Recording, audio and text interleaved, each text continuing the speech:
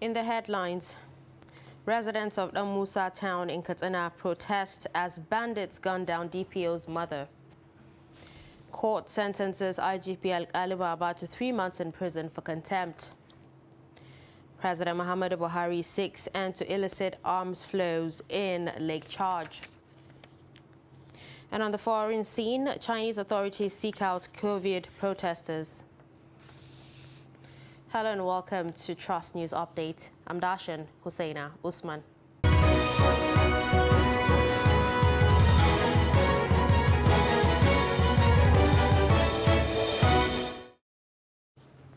And we begin with security, where residents of Musa town in Musa local government area of Katsina State have taken to the streets over an attack that claimed the lives of a divisional police officer's mother and brother. The protesters were said to have set some buildings on fire, including that of the retired classroom teacher, whom they accused of being an accomplice of the bandits. It was also feared that the district's head's palace was set on fire, but security agents were said to have been drafted to the area. Reports say the victims were attacked and killed at their residence in the early hours of Tuesday, despite a peace deal that was existing between the community and the bandits. The police in Katsina is yet to confirm the incident. Well, earlier we spoke to Abdullahi Amadi in Katsina, and he gives us an update on the situation. Indeed, there was a protest in Musa town of Musa local government area of Katsina State Tuesday afternoon. The protesters are angry and tired of the insecurity in the local government area. Even last Monday, an elderly woman and her son were killed after payment of ransom to secure the release of their children. The elderly woman that was gruesomely killed by the terrorists was a mother to DPO Dutse division of the Nigeria police in Katsina State. Reports say they were killed because they resisted being kidnapped by the terrorists. Following these killings, some angry residents of Musa town took to the streets, removing and damaging all billboards of contestants regardless of their political parties. They also proceeded to the headquarters of local education authority in Musa, where they destroyed some parts of the building, smashed glasses to the doors and windows of the education authority. They are also angry and blaming political actors for not doing enough to end the incessant abductions, killings, and destruction of their farm produce by the terrorists. The entire town was deserted, even as Tuesday is the weekly Musa market day. Security operatives were said to have dispersed the protesters and are currently in control of the situation. Musa and neighboring villages have for long been under siege of the terrorists. Even last Sunday, 26 people were abducted in Dangani village of Musa local government area of Katsina State. So this is the situation there. And of course, I believe people are angry because of the incessant killings, abductions, and destruction of their farm produce like you had. And when I contacted relevant stakeholders there, they told me that most of the people there, especially those that are well-to-do, have relocated to safer places. Of course, you cannot deny the fact that people in the Musa local government are tired of this insecurity that is ravaging their communities. Jos Muslim community on Monday offered special prayers for peace and to the victims of the Jos ethno-religious crisis that claimed hundreds of lives in Plateau State in 2008. The prayer, which was held at the Jos Central Mosque, was organized by Jasawa Community Development Association to mark the 14th commemoration prayer for the victims of the crisis. President of JCDA, Ibrahim Shehu Masalla, said the prayers were organized to build in the spirit of love, peace and courtship to erase the ugly memories of pain and destruction that greeted the 2008 crisis. Masalla said the Jos Muslim community witnessed extrajudicial killings in the 2008 crisis, which displaced thousands of people and left many widowed and children orphaned. He, however, said that the narrative has changed with the coming of the present administration, which has demonstrated commitment to peace by carrying every community along in the state. Still on security, the Theatre Commander Northeast Joint Operation Hatankai, Christopher Musa, says 886 terrorists are currently waiting transfer to Giwa Project in Kainji, Niger State for prosecution. Addressing journalists in Borno on Monday, Musa said 323 detainees were transferred to Operation Safe Corridor in Gombe State on September 8th for the de-radicalization, mobilization and rehabilitation program of the federal government. General Musa was presented by the Acting Theatre Intelligence Coordinator, Obinna Azuike. He said that over 82,237 terrorists and their families had surrendered since July 2021, adding that currently the Giwa Center has a total of 1,893 suspects in custody. In its quest to ensure peace and unity in the state, the Oyo State chapter of the Southwest Security Network, codenamed Amotekun, has recovered 4 AK-47 rifles, military camouflages, and 60 rounds of 7.62 mm ammunition alleged to have been abandoned by kidnappers operating in an undisclosed forest in the state. Briefing newsmen at the state headquarters of the Corps, Commandant of the Corps, Olayinka Olayonju, explained that the men of the command had been combing the forest in some parts of the state following the recent abductions of passengers along the Lagos-Ibadan Expressway. The commandant said following a tip-off that some gunmen were sighted in one of the undisclosed forests, a joint operation with the Corps and deployment of surveillance cameras led to the confiscation of the items. All the security agencies in the state became so worried, and with the assistance of the special advisor, we were able to get across to Ogun State, because most of the things that were happening within Ogun State, some at the fringe of the border between Ogun and Oyo. So we felt we have to come together to make sure that we stem the tide. And you can see, these are military camos, complete. Two of them are complete. The shirt, the trouser, the belt, and the jungle hat. Same thing with this. This is the shirt and the beret, and of course muffler. And this is a raincoat with navy cap. I'm sure even the raincoat is a navy color, so it's possible this is navy raincoat. Ammunitions were recovered under the ground somewhere around this Akiyeli. And in furtherance of the investigation that is being carried on, which His Excellency Governor Seyi Makinde gave all the way without to the joint security operatives to go after these people. The result is this: the optimization of the local elements, the vigilantes, the hunters, because without them, without the collaboration of our people at the grassroots, who knows every nook and cranny of the community, you won't be able to record any success. And it's in the course of this, just like the commander had told you, victims have explained, oh, these guys are always in camouflage. They're always carrying automatic weapons. And that was what propelled the security agencies using the hunters, the vigilantes, the traditional rulers, and credible information was given that had resorted to this. Justice Mobolaji Olajuwon of the Federal High Court Abuja has sentenced the Inspector General of Police, Usman Baba, to 3 months in prison for disobeying a court order. Delivering ruling, Justice Olajuwon issued the order following a suit filed by a former police officer, Patrick Okoli, who claimed he was unlawfully and compulsorily retired from the Nigerian police force. Earlier in November, Justice Chizoba Orji of the High Court Abuja convicted the chairman of the Economic and Financial Crimes Commission, Abdulrashid Bawa, for contempt and ordered that he should be committed to prison at Kuje Correctional Center, Abuja.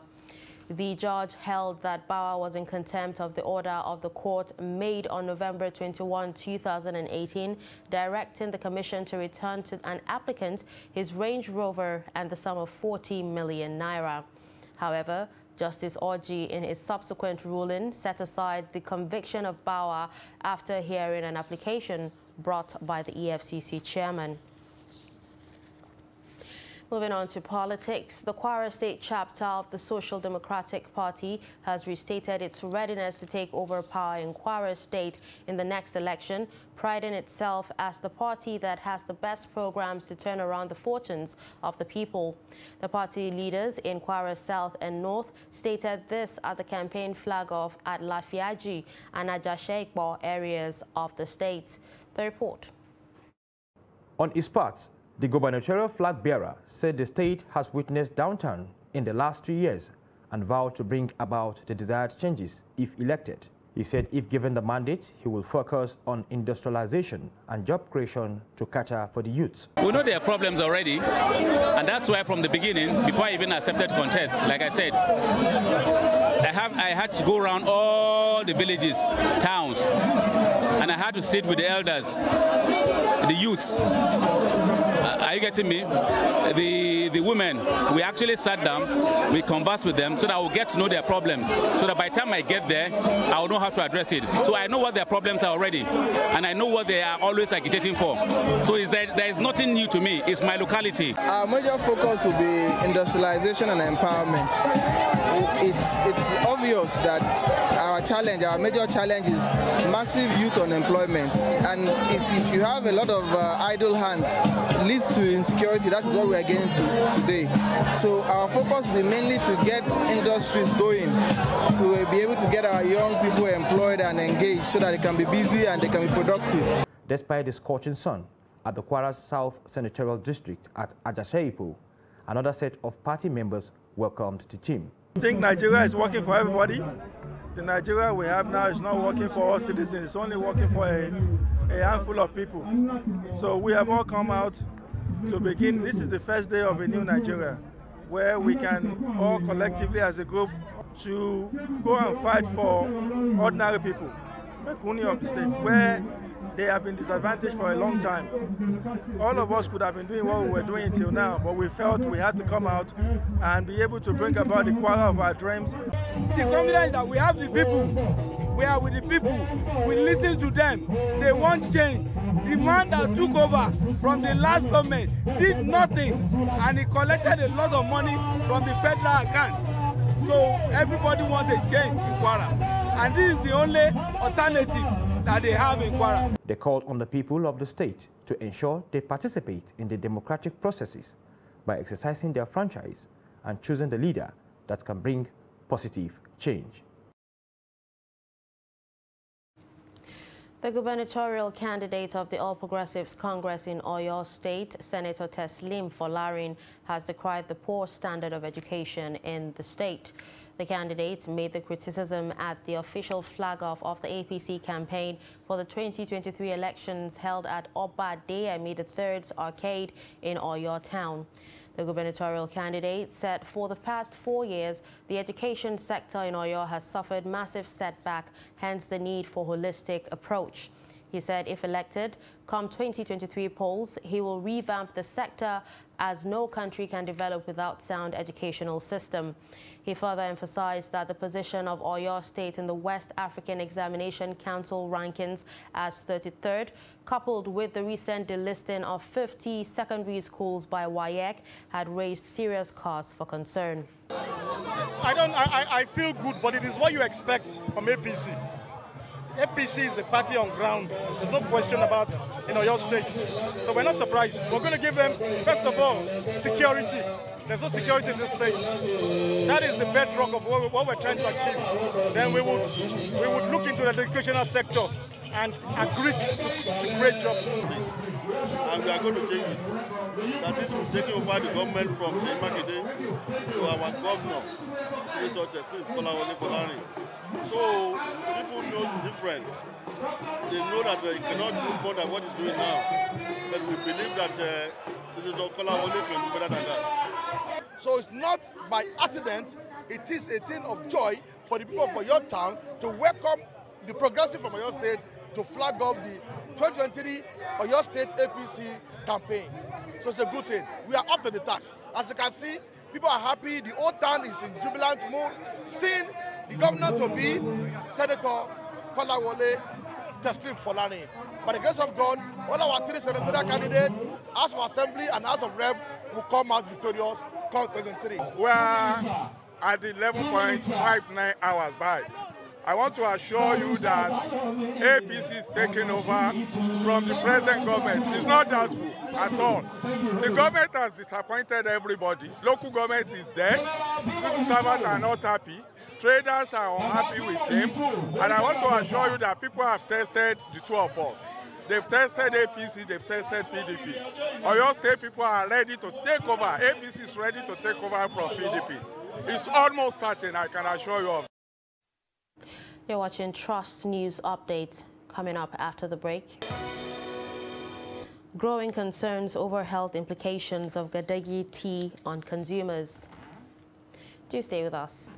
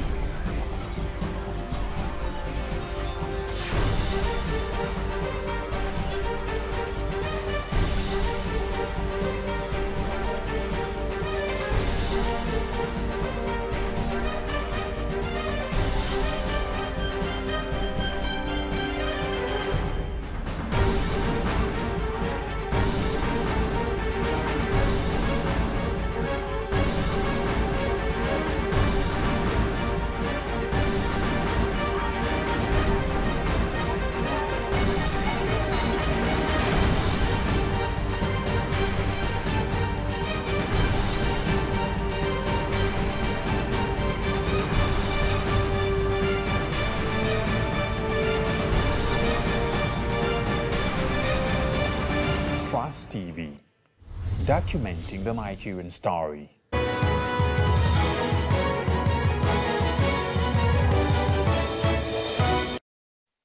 Welcome back and thanks for staying with us. If you're just joining us, you're watching Trust News Update.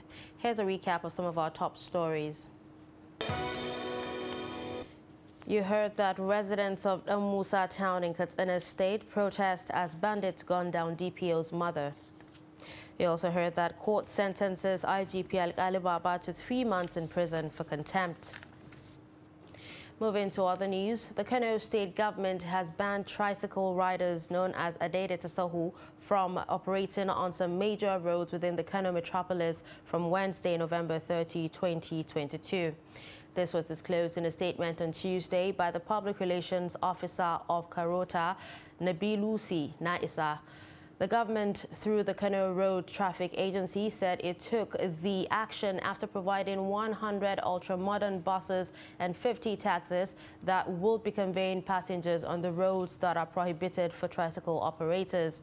According to the statement, the government has provided buses in order to enhance transportation in the state, as well as to make it easier for people to follow these routes.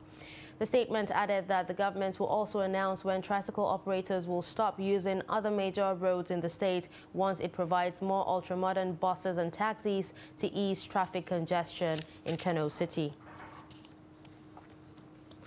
Gadagi, a common name for a special herbal tea that is reputed to be an energizer, is commonly consumed among commercial drivers and other laborers in Kano State.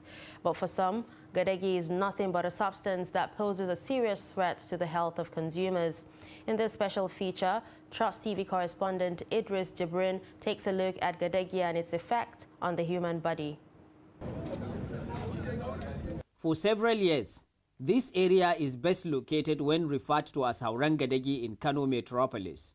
Jamila Abdullahi owns this joint where one can find all kinds of Gadagi tea at any time of the day.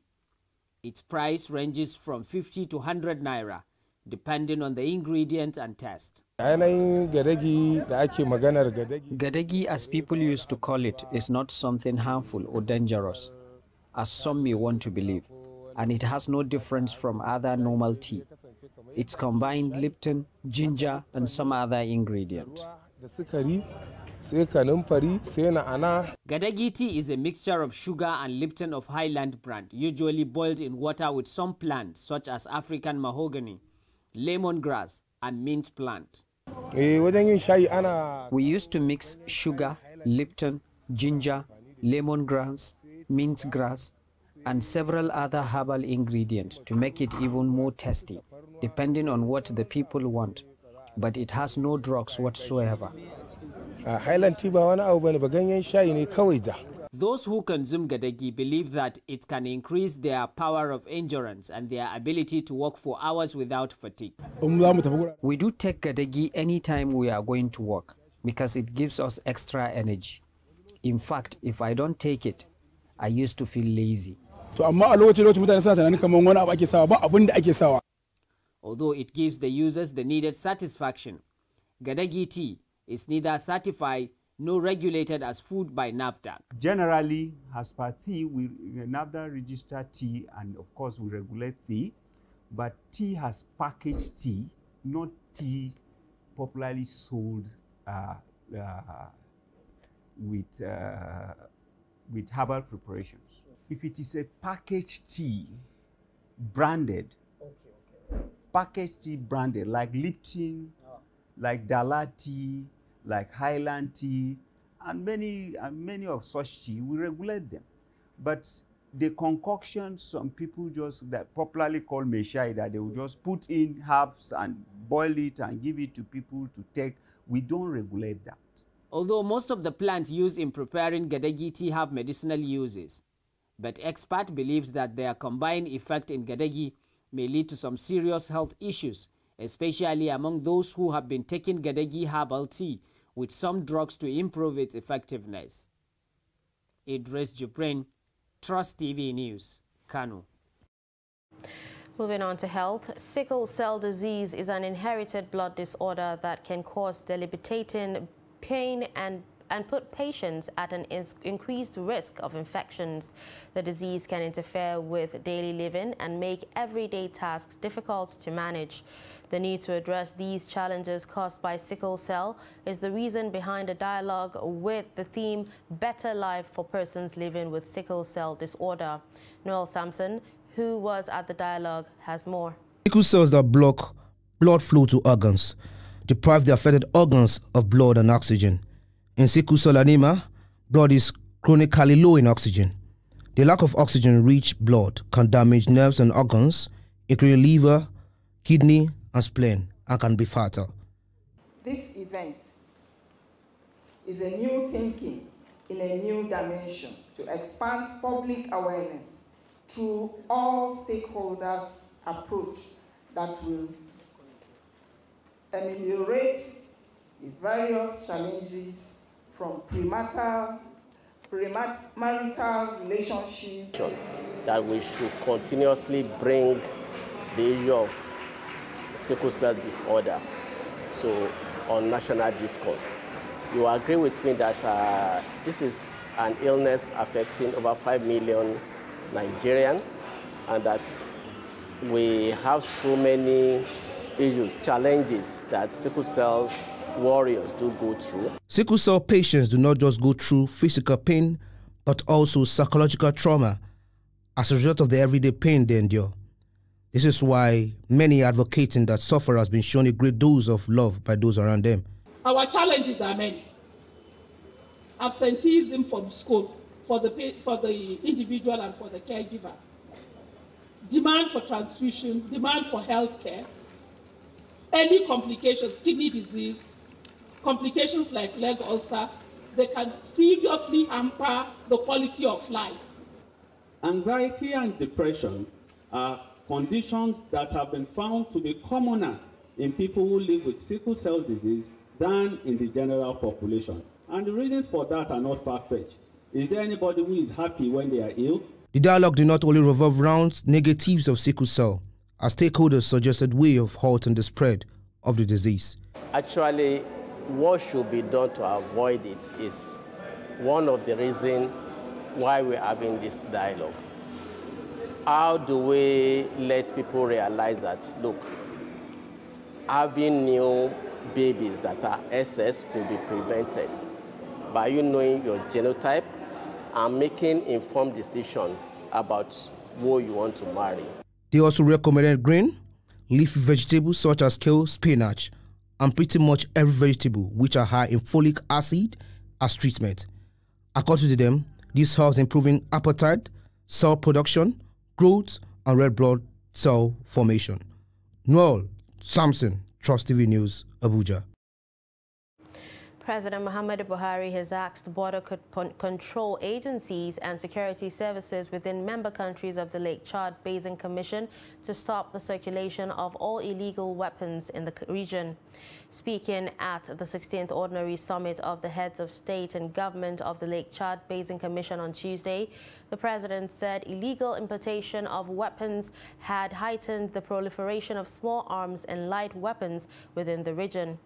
The presence of a huge cache of weapons continues to threaten the collective peace and security in the region, despite the fact that terrorist threats have been reduced in the region. Buhari, who is also chairman of the commission, however, stressed that military actions alone cannot effectively win the war against terrorism. The Nigerian president acknowledged that budgetary concerns remained a challenge for all member countries, particularly against the backdrop of declining global inflows and increasing demands. Away from Nigeria, Chinese authorities have begun inquiries into some of the people who gathered at the weekend protest against COVID-19 curbs. People who were at the Beijing demonstrations told writers as police remained out in numbers on the city's streets. Reports say protesters are being asked to report to a police station on Tuesday with written accounts of their activities on Sunday night. A student also said they were asked by their college if they had been in an area where a protest occurred. It is not clear how authorities identified the people they wanted to question about their participation in the protests. Simmering discontent with stringent COVID prevention policies 3 years into the pandemic ignited into protest in cities thousands of miles apart over the weekend. And finally, in sports, Senegal is the first African nation at the ongoing FIFA World Cup in Qatar to qualify for the knockout stage after beating Ecuador 2-1. Kalidou Koulibaly nerveless volley sent Senegal into the World Cup's knockout stages for only the second time in their history as they eliminated Ecuador at a rowdy Khalifa International Stadium. All 3 goals came from players based in England. And with that, we've come to the end of Trust News Update. Don't forget to follow us across all our social media platforms. I'm Dashin Husseina Usman. Thanks for watching.